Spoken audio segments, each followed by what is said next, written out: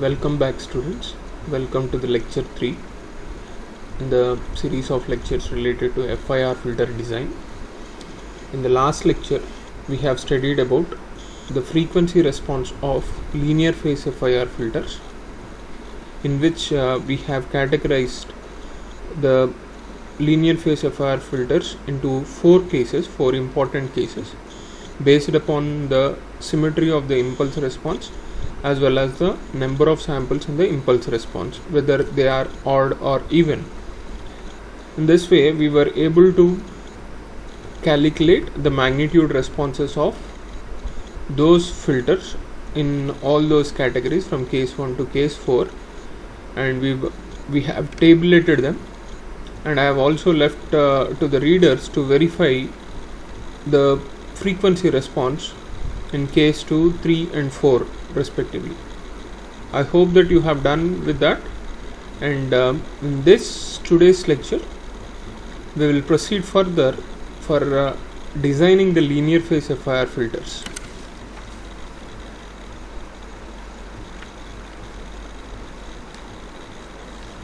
The design techniques for this linear phase FIR filters, we do have three popular methods of designing. The first one is the Fourier series method,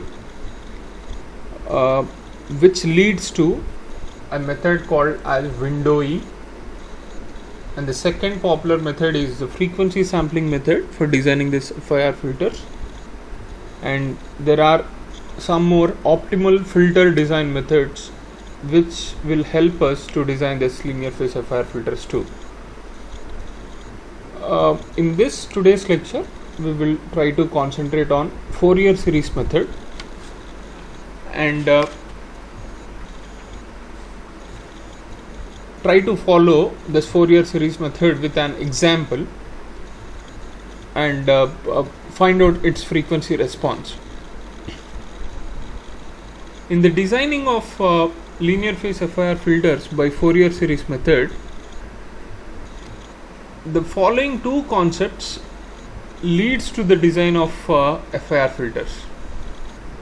The first one is, as we know that the frequency response of any digital filter is periodic with a period equal to 2 pi, and generally any periodic function can be expressed as a linear combination of complex exponentials, that is by using Fourier series methods. That is what we call as a Fourier series, the linear combination of complex exponentials. We call it as a Fourier series. In this method, the desired frequency response is generally converted into Fourier series representations, and then using the expression of those Fourier coefficients are evaluated, which is the desired impulse response of the filter. On taking the Z transform, we get the transfer function of the digital filter. That's what we are aiming to. This is generally the method, the Fourier series method. However, I would like to actually describe the procedure for designing this FIR filters using Fourier series methods by considering 5 major steps. The first step actually starts with the specifications of the digital filter. Generally, it will be provided in your problem, or so whenever you will be generally provided with some specifications related to either the desired frequency response, something related to HD of e power j omega. This D represents this desired frequency response, and sometimes you will also be given something related to the cutoff frequency omega c in the case of low pass and high pass filter designs, and sometimes you will also be given with lower cutoff frequency and upper cutoff frequency in the case of band pass and band stop filters. Generally, I would like to add a point here. If analog cutoff frequency FC and sampling frequency FS are specified, then we can calculate the cutoff frequency of the digital filter omega c by using the equation 2 pi FC by Fs. I hope this everybody is familiar with, but anyways I would like to actually say about this. This is what the first step includes the specifications, so that what we are aiming to design. Okay, HD of e power j omega, many of the times this will be provided in your problem, and based upon this desired frequency response, and additional to this frequency responses, you will also be provided with the number of samples, capital N, of the impulse response, the number of samples of the impulse response. These are the specifications in step 1, and based upon the specifications in the step 1, we proceed to this step 2, where we determine or evaluate the Fourier series coefficients from the frequency response, which gives our desired impulse response. This is determined generally by taking inverse Fourier transform of this desired frequency response HD of e power j omega. Inverse Fourier transform is given by that relation HD of n is equal to 1 by 2 pi integral of minus pi to pi HD of e power j omega into e power j omega n d omega. I hope that everybody is familiar with this inverse Fourier series formula too. And in the third, by using that formula, we will be generally finding this HD of n. And the third one, the third step is calculating, or since our particular HD of n, that what we calculate through this inverse Fourier series relation is generally from, it will be having its samples from minus infinity to plus infinity. But since we require a finite sequence, generally we truncate this infinite sequence HD of n to a finite endpoint sequence h of n, based upon the given capital N in the specifications, for n is equal to minus n minus 1 by 2 to plus of n minus 1 by 2. This n will be also provided in your specifications, and based upon that n, we will truncate the sequence that what we have calculated here abruptly, from n is equal to minus n minus 1 by 2 to plus of n minus 1 by 2. And in the fourth step, we calculate the transfer function of this FIR filter based upon the impulse response that what we have got in step 3, and we generally represent it with h of z. This is a non-causal filter. This is a non-causal filter because it has its values both towards the negative of the axis as well as the positive of the axis. And in order to make it a causal filter, a realizable causal filter, in the fifth step, we multiply this h of z by z power minus of n minus 1 by 2, so that your entire sequence is shifted towards the positive axis, so that it becomes a realizable causal FIR filter transfer function. Therefore, whenever we would like to design a FIR filter using Fourier series method, we need to just follow these 5 steps to get our desired transfer function. Anyways, in some cases, in some problems, you will also be asked to, you might be asked to draw the frequency response characteristics with respect to the magnitude response and phase responses sometimes, and this can be considered as step 6, where you can consider some values for your omega and substitute them and get those values and plot them with respect to those omega values. This can be done as this can be taken as a 6th step, and sometimes in some problems you will also be asked to realize these FIR filters by using some structures. Some structures, it might be either cascade or a parallel structure based upon the question or based upon the convenience and what is the best method to represent them. You can take your decision in order to realize them. These are the 5 major steps that what we consider whenever we are designing an FIR filter using Fourier series method. Now let us proceed further in order to see a design problem. I have considered an example here, that is, I would like to design an ideal low pass filter with some desired frequency response, something like HD of e power j omega as shown in the figure, which has a unity magnitude between minus pi by 2 to pi by 2, whereas it is 0 beyond this pi by 2 values. Okay, and now h of in the question they have been asked us to find out the values of h of n for n is equal to 11. Therefore, the length of this impulse response sequence is given as 11, which is odd in nature.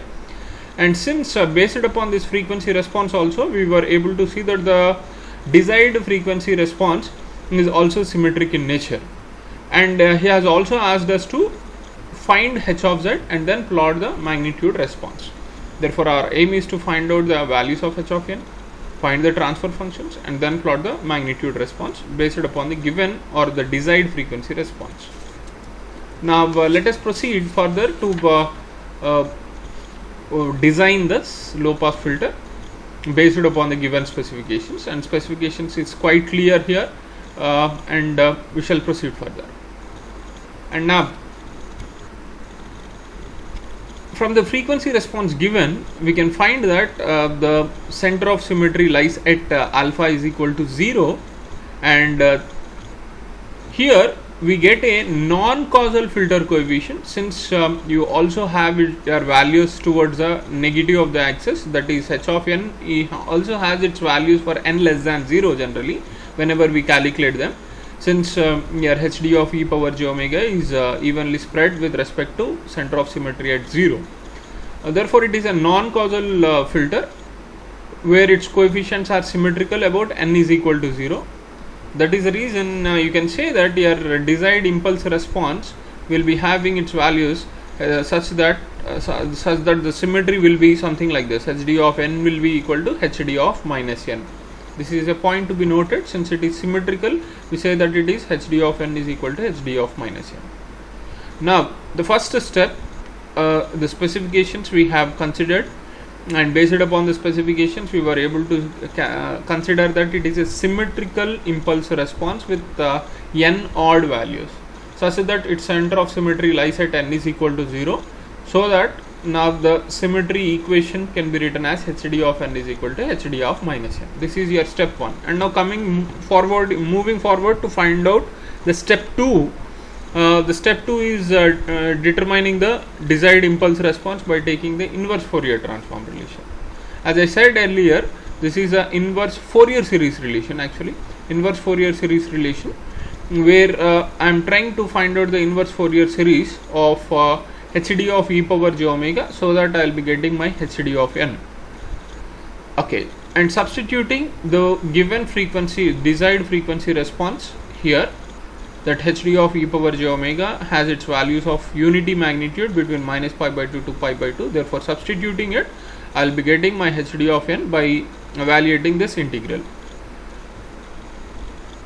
Upon evaluation, I find that it has sine pi by 2 n by pi n, but here my desired impulse response has its values all over the n from minus infinity to plus infinity. These are the steps that what I have considered in order to find out my impulse response, and I was able to find out this result, expressing this e power j pi by 2n minus e power minus j pi by 2n by 2j. I consider that it has a sine pi by 2n by pi n. This is what I consider from the results, and I was able to now successfully find my desired impulse response. The only problem with my desired impulse response is that it has its all values all over from minus infinity to plus infinity. Therefore, step 3, now we are calculating the n samples of hd of n, that is only from n is equal to minus n minus 1 by 2 to plus of n minus 1 by 2, and form the impulse response h of n of the filter. Okay, that is by truncating hd of n to the given n samples, 11 samples here. As we were provided with n is equal to 11, therefore I am truncating it to only 11 samples, such that it has its symmetry with respect to n is equal to 0, and it has its values from n is equal to minus 5 to n is equal to plus 5. Therefore, my impulse response now only has 11 samples which are evenly spread with the center of symmetry at n is equal to 0. And now I am trying to find out the impulse response by substituting the values for n, for different values of n. I get the results by directly substituting n is equal to 0. This particular above equation, h of n is equal to sin pi by 2n by pi n, becomes indefinite. Therefore, I apply the limits on both sides and make that n tends to 0, so that in order to find this h of 0 value. By doing so, I was able to see that h of 0 is equal to 1 by 2, that is equal to 0.5 in this case. And similarly, by substituting the other values of n is equal to 1, I find that h of 1 is equal to sin pi by 2 by pi, because here n is equal to 1, therefore substituting 1, if we have it as 1 by pi, which comes out its values to be 0.3183. Similarly, for the other values, something like n is equal to 2, I have substituted with n is equal to 2 in the h of n equation, and therefore h of 2 is equal to this equation, and this turns out to be sin pi in this case, which leads to 0. Similarly, the case of n is equal to 3, I have the value as minus 0.106, and for n is equal to 4, h of 4 once again turns out to be 0, because this will be a even multiple of pi. That becomes a sin 2 pi, which is equal to 0. Similarly, n is equal to 5, I have got it as 0.06366. These are the values that what I get for n is equal to 0 to 5. But since we have found our impulse response to be symmetric and with n odd, with its center of symmetry lying at n is equal to 0, now I can say that h of n will be always equal to h of minus n. And from the condition that what we have, I can now simply say that h of 1 will be equal to h of minus 1, h of 2 is equal to h of minus 2, h of 3 is equal to h of minus 3, and so on. H of 4 is equal to h of minus 4, h of 5 is equal to h of minus 5. And based upon these values, now I am trying to find out my transfer function of the filter, which is given by h of z. H of z is nothing but the z transform of h of n, that what we have calculated earlier. Therefore, substituting those values, I find my h of z is equal to h of 0 plus sigma n is equal to 1 to n minus 1 by 2 h of n into z power n plus z power minus n. Since it is evenly spread, I consider that h of 0 values separately, and for the values from 1 to n minus 1 by 2 I have considered with a grouped z power values, and substituting those values I get it as 0.5 plus 0.3183, so on. This is the equation. This is a final h of z transfer function, that what I have got by substituting the above calculated values of the impulse response. By substituting, I got this. And now moving further, in order to make this non-causal transfer function h of z, since it has its values for n less than 0, I would like to convert this non-causal transfer function, that what we have calculated h of z, to a causal transfer function by multiplying my h of z with z power minus of n minus 1 by 2. Whenever we multiply this z power n minus 1 by 2 with this h of z, that what we have calculated in step 4, it turns out to be h dash of z, which is a causal transfer function. Therefore, this causal transfer function is now, by substituting n is equal to 11, I get my equation as h dash of z is equal to z power minus 5 into 0.5 plus the same equation, the h of z have been substituted here. Now multiplying the z power minus 5 with the values inside this bracket, I have my h dash of z is equal to 0.06366 minus 0.106 z power minus 2 plus 0.3183 z power minus 4 plus 0.5 z power minus 5 plus 0.3183 z power minus 6, and so on. So from the result of this causal transfer function, I have my impulse response values as h of 0 and h of 10 is equal to 0.0636, 0.06366, with respect to both z power 0 as well as z power minus 10. Therefore, this represents the samples of h of 0 and h of 10. And similarly for h of 1 and h of 9, since we doesn't have the samples related to z power minus 1 and z power minus 9, I say that it has 0. And for z power minus 2 and z power minus 8, we do have the coefficient, the same coefficient, minus 0.106, minus 0.106. This is the coefficients are same due to the symmetry that what we have considered.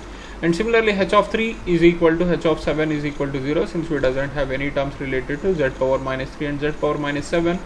And similarly with respect to h of 4 and h of 6, we have 0.3183 as a coefficient for the term z power minus 4 and z power minus 6, and this leads to the h of 4, h of 6 coefficients. And similarly h of 5 is the center of symmetry nerve, and this becomes 0.5.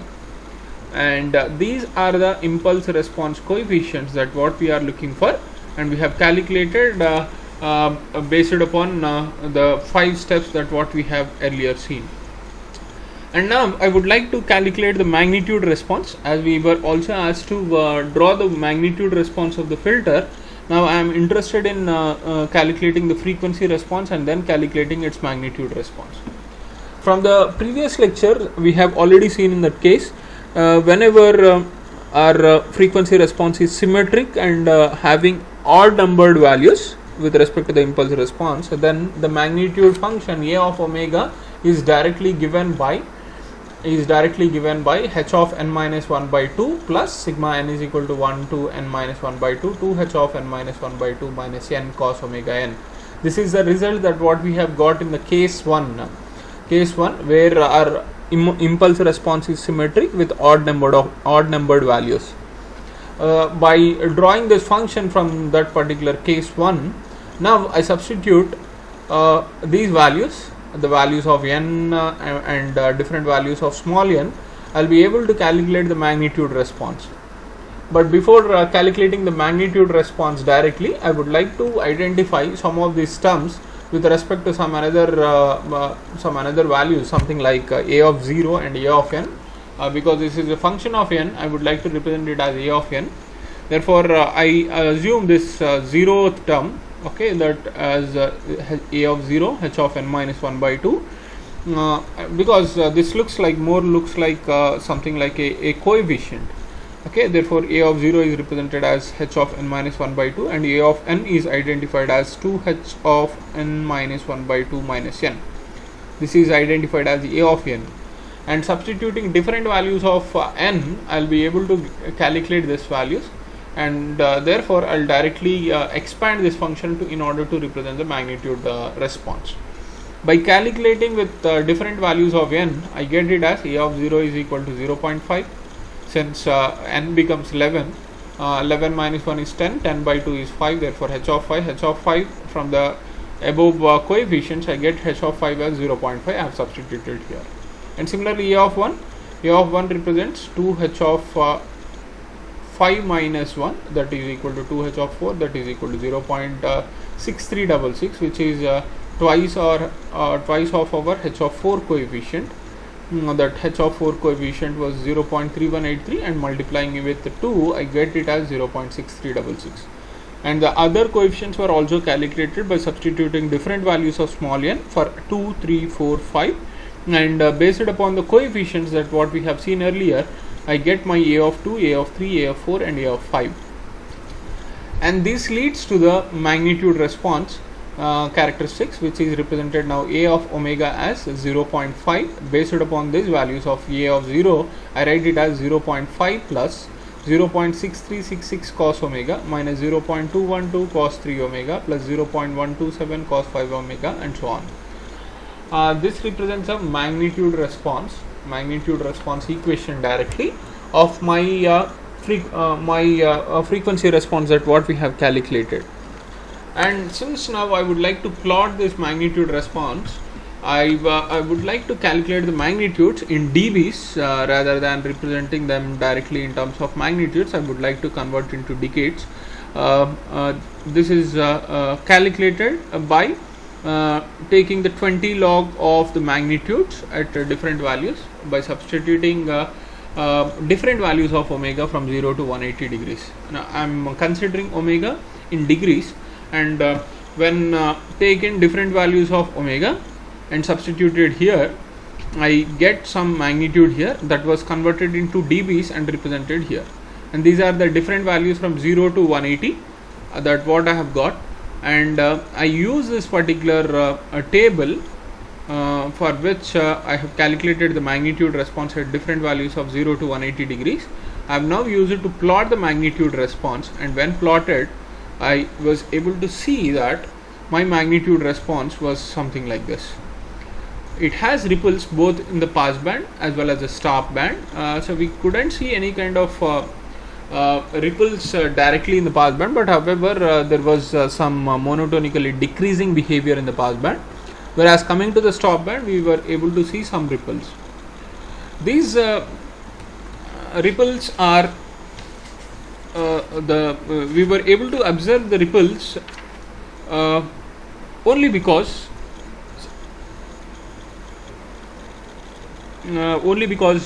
we have abruptly truncated some of those values in order to bring the causality is also brought by the actually we have truncated those values abruptly from n is equal to -5 to +5, as our Fourier series inverse Fourier transform has inverse Fourier series actually has given the values from -infinity to +infinity. Also there was a modification. We see that the causality is brought about by multiplying the transfer function by a delay factor, something like alpha is equal to n-1/2. Actually this modification does not affect the amplitude response of the filter, but however as I said, the abrupt truncation of the Fourier series actually results in this oscillations in the stop band, and these oscillations are due to the slow convergence of the Fourier series, particularly at those points of discontinuity, and this effect is generally known as Gibbs phenomena. These undesirable oscillations can also be reduced by multiplying with desired impulse response coefficients or by an appropriate windowing function. This serves as an introduction for our the next concept of designing FIR filters, which we call it as a windowing function. Okay, anyways, from this problem we were able to now see the direct application of this procedures that what we have discussed, and we were able to design the ideal low pass filter according to our desired frequency response, and we were able to also plot the magnitude response of the filter. I hope that you understood this process now, and I request you to try with some another design problems. Thank you for this lecture.